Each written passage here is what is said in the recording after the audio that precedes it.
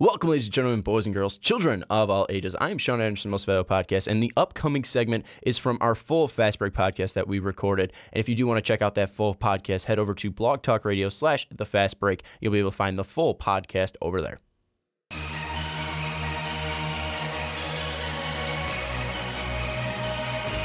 This podcast is brought to you by Most Valuable Podcasts, leading the league in podcasting entertainment. Welcome, ladies and gentlemen, boys and girls, children of all ages. This is the Fast Break Podcast. I'm your host, Sean Anderson. Joining me, as always, is Ricky Widmer. What's up, guys? And Dave Oster. What's up, everybody? And today we're going to be talking about the NBA Finals. Game 1 just got done, and right now the Golden State Warriors sit at 13-0 in the playoffs. Dave, you said 28-0 in their past with 28 games with Klay Thompson, 28-1 since Klay Thompson signed the toaster. So we're going to be talking about the Warriors and can they sweep all the way through the NBA playoffs, all the way through the NBA Finals. Can they just sweep in general will be the topic. Then we're going to go on to Adam Silver. Does he want to kill the one and done? Should he kill the one and done? We'll be talking about that. He made some comments on the Herd, and I think also Dan Patrick. Ricky, I think you mentioned. The one I heard was from the Herd. Okay. And then I know he definitely for sure talked about it on the Herd. And then finally, we are going to wrap that up with a little bit of 76ers talk because we talked about the Lakers, and a lot of Laker fans started talking about the 76ers pick, and I think they're going insane. But I think it still brings up an interesting conversation because they are in a peculiar situation. So we'll talk about the 76ers and their draft, but let's jump into it.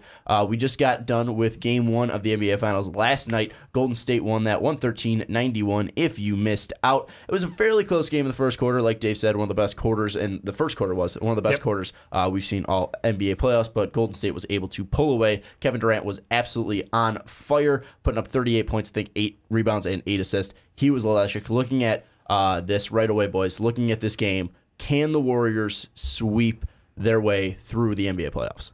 Honestly, I think they can. It's almost scary to admit it, but watching them, like, I was so convinced that we finally got the series we all had waited for. That first quarter, right? It was punch for punch, and then all of a sudden the wheels just fell off, and it was done, and you knew it by looking around, and just the game had changed, and it was over. And now looking forward at 3 more games to go, I'm like, I mean, I can't see a reason why they wouldn't be able to sweep. Honestly, everything that we talked about on the podcast before with what do the Cavs need to do, it was like a checklist for shit they didn't do. Well, and that was, I mean, I was just going to say, like, the big thing we talked about last week when we did our full finals preview was who's going to guard who. And it was Durant. It's like, who you want to put on him? Because they didn't have an answer for him. And for me, I feel like with the will they sweep, I think they will. I'm on the side of, I know I said Warriors in 6, but now I want to say Warriors in 4. But the only way they're not going to sweep. Well, they're going to sleep. Hopefully, that's what the Cavs. If they don't get to sleep, they're not going to sleep. If they do lose one game, it'll only be because LeBron James says, no, I'm not losing this one, and comes out and just goes beast mode and doesn't let anyone else score. Well, and looking at this, I mean, if they do sweep, which you're saying they are going to sweep, you're saying they can sweep. Like 90%. Okay, you think they will sweep. You're saying they can sweep. What would that mean for the NBA? Because, Ricky, I know that's one of the biggest things that you wanted to hit when we were talking and discussing this topic. What would it mean for the NBA? Because I know people have said this was the worst regular season and this has been the worst playoffs. So what would it mean having a sweep? Would it show Golden State dominance, or would it just show how super teams are kind of ruining the NBA? Well, the first thing I think of is not the West. I think of the East. And if I'm a team in the East, not the Cavaliers, I'm looking at it going, there's no way we're going to win the NBA Finals in the next few years, because not only can we get through LeBron James, and I'm looking at you, Boston, even if you did get through LeBron James, there's no way an IT-led Celtics team, and I'm only using them because they were the ones that were right there with the Cavs at the end to possibly go to the Finals. There's no way a Celtics team would have been able to beat this Warriors team. And then when you have the added news of KD before the Finals saying, yeah, you know what, I'd take a pay cut to keep the core together.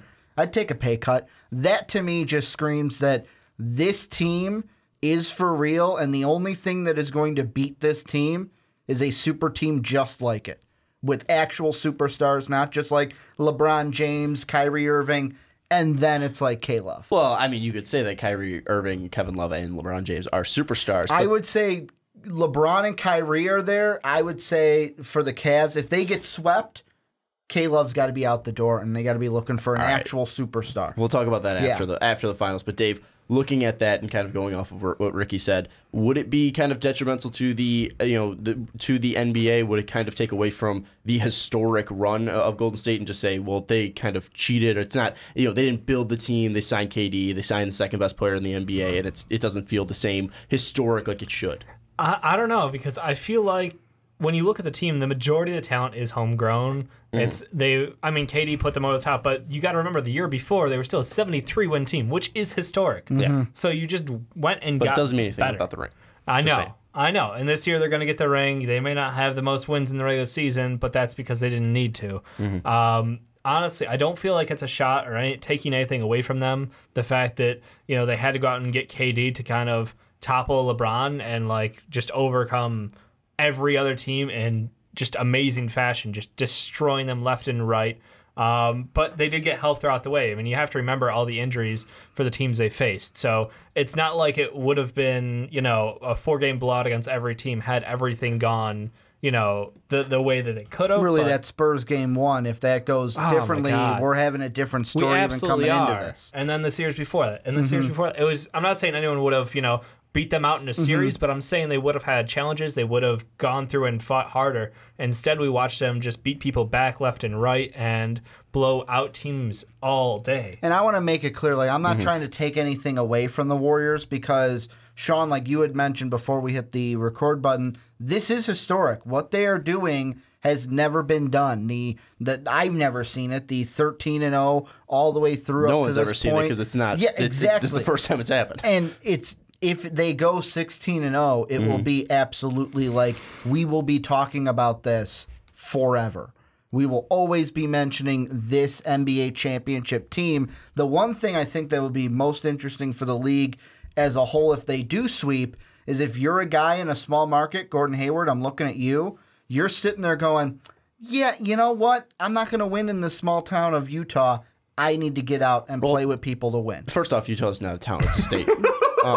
Town, state, whatever you're in, the stadiums are in a town, Sean. They play in Salt Lake City. They play in Salt Lake City, which is in Utah, which is a state. Anyways, what I did want to mention, though, was kind of going off of what you said. And it was kind of, it is historic, but I think when we look back on it, it might be looking back on it in a negative cloud. Because, again, depending on where you're from. Well, at least from my perspective, I'll probably look on it in a negative cloud. Because what Dave mentioned, yes, you have Curry, you have Draymond, you have Clay, homegrown talent. But you look at Durant and you added him onto what was already a historic team. And it's pretty much going back to what I said when KD signed with Golden State. And it was that he's taking the coward's way out. And that I think that, you look at this team and you did have a historic team. You had 73 wins. You had one of the best teams of all time in the regular season, and then weren't able to capitalize. And then you go out and make a huge signing, one of the biggest signings in NBA free agent history. And yes, it was, you go out and make this huge splash. It's historic. We've never seen this big of a player, outside of LeBron move to a different team and move to a team that he just lost to. So, I look at this and I'll at least look at it negatively because I'll at least saying, it didn't feel the right way. It didn't Did you feel, look at LeBron's 3 championships in Miami? No, but what I'm saying is like the 16-0 itself. The 16-0 itself. 2 championships. When I look at it, it's not like, Larry Bird's team in '86. Like, they went 16-0. Like that would have felt a little bit better. Like but that was in an era where no, but I was just using a team just in general. Like the San Antonio Spurs, like with the Manu, Tony Parker, Tim Duncan, they didn't go 16-0. Like it was something where this team could have probably went 16-0 with Clay, Draymond, Steph, Chandra Livadala, and then that whole bench core that they had. But because they added Durant. Then they added KD, it just sours my taste a little bit. And I'll look back in a negative cloud just because it's like, yes, it's historic, yes, it's that, but it kind of feels like you're putting the game a little bit on easy mode. Yeah, that's and I sit here and go 2 things. First off, should we blame the Warriors for having the chance to add Durant No. and B, going for it? No. Should we blame Durant? I love the quote that he said where he's like, so I'm to blame because the Orlando Magic couldn't make the playoffs? That to me just made me laugh. KD's is just a fast break walker. That's all it is. Should we blame KD for wanting to go play with the Warriors? No. To me, I look at this. Let's say they do go 16-0.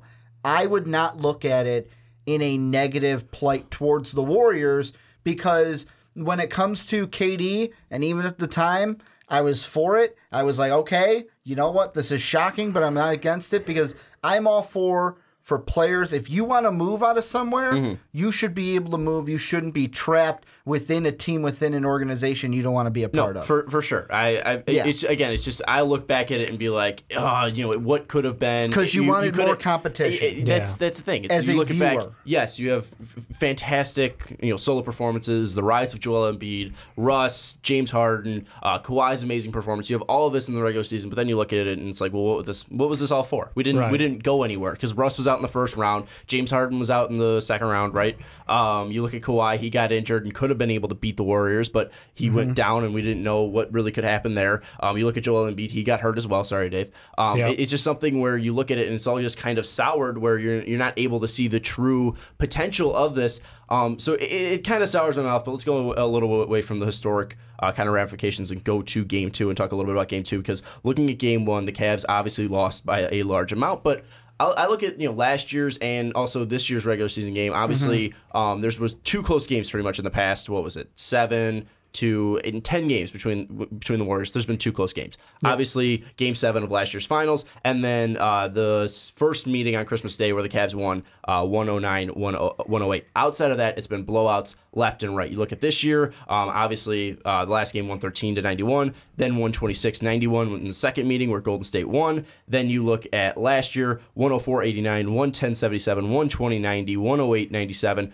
112-97, 115-101. I mean, there was just blowouts consistently. So I don't think it's something to worry about if you are the Cavs because you have proven that you're being able to beat this team 4 times out of the past 10 games. I mean, that's something where, five times out of the past 10 games, you've been able to split.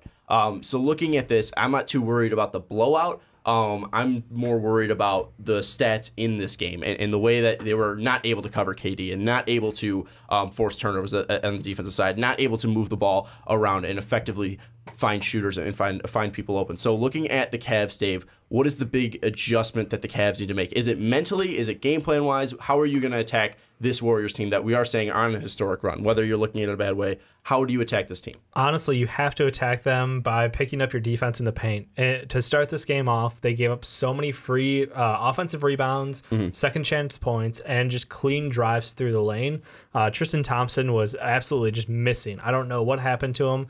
Every time he was in the game, he looked like he didn't want to be playing down low in the post. He didn't look comfortable, and he wasn't being aggressive on the board. So honestly, that's one of the most disappointing things, like just clearly off the bat, they got wrong. After that, I mean, shots not falling is something that you'll have to deal with every game. Shooters get hot and cold. Players like Korver, Darren Williams, even Shumpert, like it's just going to happen over time. But what happens when you're not playing good defense and getting enough easy rebounds, and they were easy, like they literally just sold out and let them have rebounds, is the fact that second chance shots are going to kill you. And extra ball movement from the Warriors always leads to the open man or gets them thinking about going to the open man, and they switch early and make poor decisions on the pick and roll. So to me, it's entirely defensive. The one thing offensively, I don't want to do too much, but like the one thing offensively is the turnovers. And they absolutely got killed on turnovers. They weren't taking care of the ball.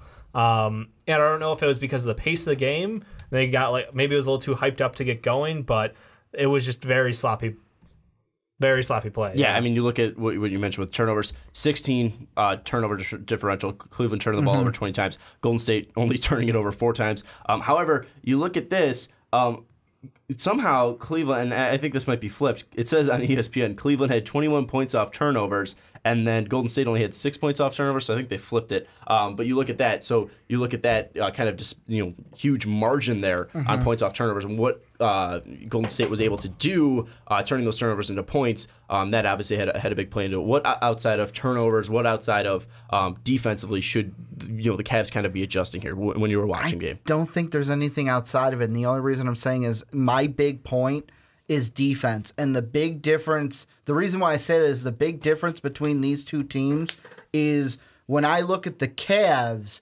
they're a team where we don't really focus on their defense all the time. It's always they're an offensive explosion team. LeBron can go off for this many. Kyrie can go off for this many. But when you look at the Warriors, not only are they a solid team offensively, they're also a solid team defensively. So if you're not playing good defense against them, A, they're going to score points, and B, if you're missing shots like Dave said, which always happens, or if their defense is getting to you, they're just going to up that lead more and more. I look at the defense. Tristan Thompson, like Dave said, that's a worry stone for me because what other player, if you need him to come out, what other player are you going to have down low? Yeah, I made up another word. Screw me, Sean. Worry stone. What the fuck worry is a stone. worry That's stone? what I was just saying. I mean, it's fair though, but you have to think Sean, I see Sean typing away.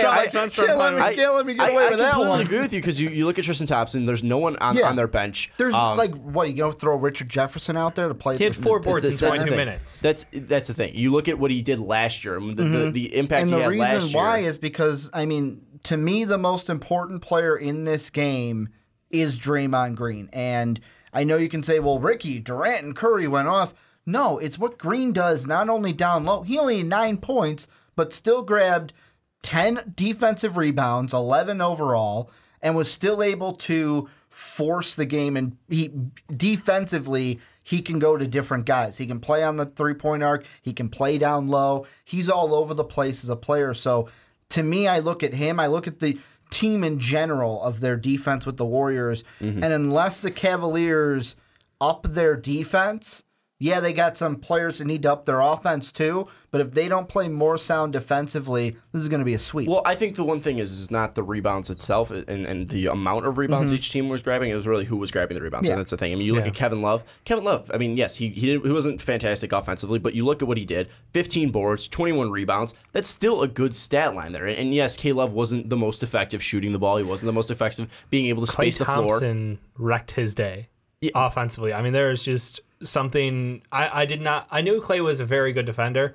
but even though he couldn't contribute offensively, and he's had his struggles this postseason, especially with this, defensively, he made Kevin Love so uncomfortable shooting the ball. The first shot didn't even hit rim, didn't hit backboard. He just airballed. Second one, way off target as well. I mean, it was just watching him try to get going in this game and watching Klay Thompson not only on Kevin Love, but I noticed it most on Kevin Love. I mean, you talked about Draymond Green and not being there.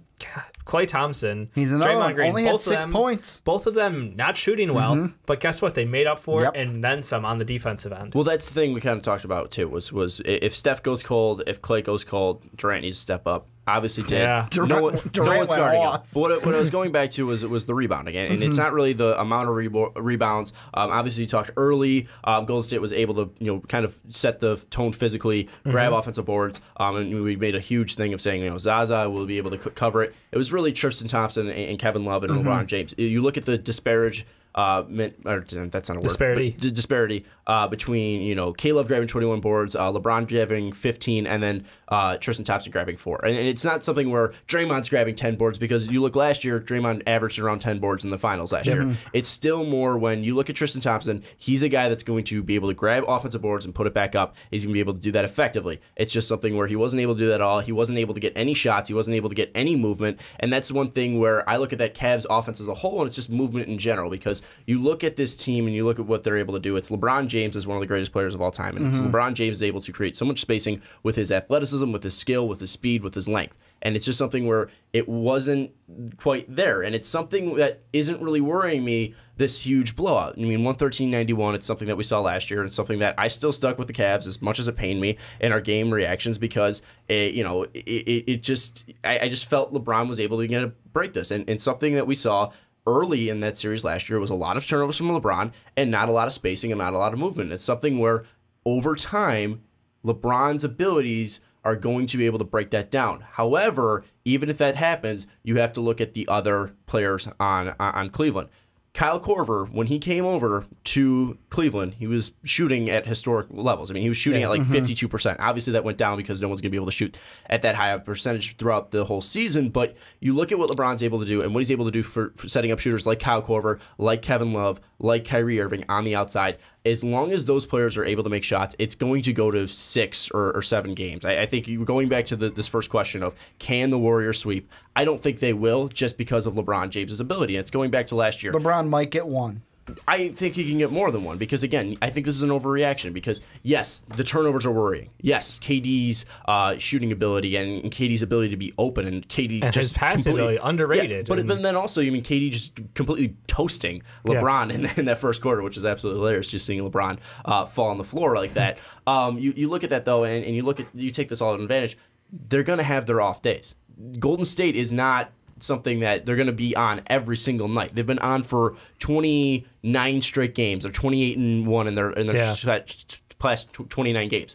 We know this from everybody. No matter how good a team is, how good a player is, you're going to hit cold streaks. And yes, Kevin Durant was lights out, and Kevin Durant has been lights out, and Steph Curry was lights out. But there's something where players like this and players like the Cleveland Cavaliers, players who have been here before, are not going to get rattled and not going to get shaken. I'm not saying the Cavs are winning this. I'm not saying that at all. But I'm still saying that there's going to be a fight, and it's not going to be a sweep. And I look at this, and Tristan Thompson's not going to grab only 4 boards. He's going to be able to put up over double digits, grabbing boards and putting back up points, and he's going to be able to get a 10-10 game, a 14-14 game. K-Love grabbing 21 boards. That's not going to stay up there. K-Love's going to go down, but you still see the offensive production might go up. And the biggest thing that people were taking away is that LeBron had a bad game. The guy had, 24 points, 15 rebounds, and 8 assists, something like that. And you look at his turnovers, he had 8 turnovers. It's something there, he was forcing a lot of things. People were like, oh, he only had he had 0 points in the fourth quarter. It's because he was trying to set up his teammates. He was trying to, force passes. He was trying to get something where he wasn't the go-to guy because Golden State knew that the offense was going to run through him. So it's something where everyone will calm down, and Cleveland's at least going to get one in the queue. And that's something where I think that's where I'm going to leave my piece. Is that I think people need to settle down. I don't think it's gonna be a sweep. If it happens, it's historic. I don't think it's gonna happen. To me, the most important Cavalier is Ty Lue. Coming into Game 2, he is the most important Cavalier because I'm looking going into Game 2 right at Ty Lue going, what adjustments are you going to make? What adjustments are you and this team going to make? Because something needs to happen, and I'm looking at it defensively because I look at, like you said, obviously, most of the offense is going to come through LeBron and Kyrie, but Kevin Love, you got to get him going a little bit. Tristan Thompson, you got to get him going. J.R. Smith didn't have a good night. Kyle Korver, if he's off, you can't really have him in there because he's a defensive liability out there. So I'm looking at Ty Lue to go, okay, you saw Game 1.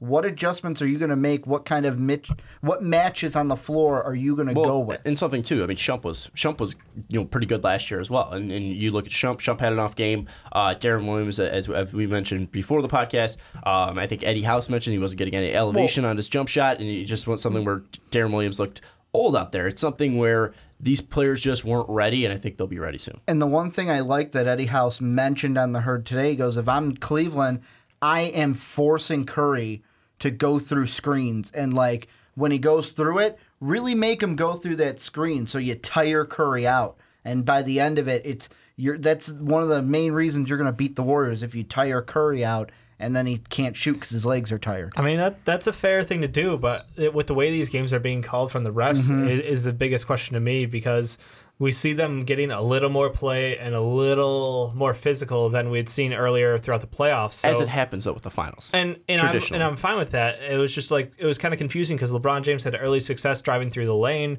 and getting fouls, and then all of a sudden he took his game away from there. I don't know if it was because of the fact that he felt like he wasn't getting enough for his money with the amount of contact he was drawing on other plays. But I think that the game for Cleveland lives and dies with LeBron James creating through his own contact in the lane because unless he's drawing people into him, people aren't going to get looks, and he wasn't able to set up people the way he normally does. Well, and I think that plays into a factor, too, when you're saying he's taking a lot of contact when he's driving early. That's something where he might want to start creating early and then driving later. Because, he's something where he can keep that stamina, keep that, explosive step late into the game and blow by guys who are tired. Blow by a guy like Curry who, if you are, hitting him hard on screens, then you're able to get by him and attack in the lane. And that's something that we usually see when LeBron's confident and LeBron's comfortable. He's usually setting up first and then attacking later. We see a ton in the Eastern Conference Finals. You're like, oh, where's LeBron in the fourth quarter? And then where's LeBron in the first quarter? And then by the fourth quarter, he's having like a 35, 10, and 10 game. He's already taken care of himself. So it's something where I think the biggest adjustment for the Cavs is, yes, defensively they need to put more pressure on Kevin Durant, but I think that will come with it. I think LeBron will step up. LeBron will be able to. I mean, if they move LeBron over to KD, which I think they should, and force KD and force LeBron and KD to be matched up, which mostly LeBron was on KD, but I think that LeBron will be able to pick up his defense. And I think LeBron was probably more worried with everybody else, and then obviously KD burned him. So I think it's something where LeBron obviously needs to step up, but I don't think LeBron had a bad game in any sense of it. I just think LeBron needs to play LeBron's game and not try to beat the Warriors, because that was one thing where the Warriors weren't able to stop LeBron at all when he was playing his game, but they were able to beat LeBron when he was trying to beat the Warriors. As soon as the game sped up, yeah, you nailed it. It was Warriors ball, and they just know what to do. They have that quick-paced offense. They have everything it takes to run at their speed. So I'm with you. Cavs need to play their ball. Final questions, boys. Who is winning Game 2? I'm going Warriors. The Warriors, unless I'm proven wrong until I see it, they're winning every game at the Oracle. I really like that because you said that last year. So there we go. Is it a blowout? Yes. If the Warriors are winning at the Oracle, it's going to be a blowout. All right, Dave? Yeah, 15-point win Warriors. All right. I will say Warriors win, but I'll say it's by 7. I still think that single digits. It's bold here in the playoffs to say that a 7-digit win is What's very the line tight. on that game? I don't want to know right now. But I think that I don't think it's going to be a sweep. I think that the Warriors are going to be playing their game. I still think they're going to win, but I think it's something where home court will be very crucial, and obviously last year was very, very crucial for both teams. So we will see what happens on Sunday. Tell us who you think is going to win Game 2. Is it going to be the Cavs? Is it going to be the Warriors? Let us know down in the comments below. Thank you. Oh, shit. It's just one of our videos scared me a little bit. Don't forget to check out that one. And also don't forget to check out patreon.com/mostvaluablepodcast. But thank you so much for watching. We'll see you next time.